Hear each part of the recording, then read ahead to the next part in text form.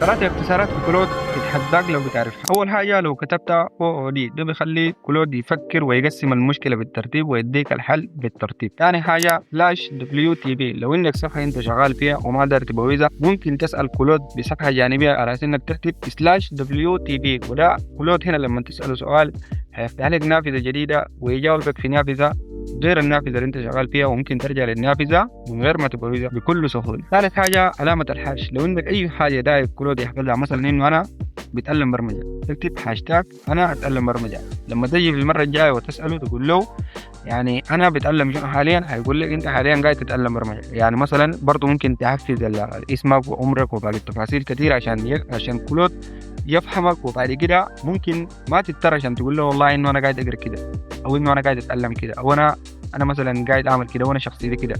هو مجرد ما تساله بيعرفك انك انت طالب بتقرا في المجال الفلاني، وهيجاوبك وفقا على انك انت طالب قاعد تقرا في المجال الفلاني. اعمل لنا متابعه. السلام عليكم.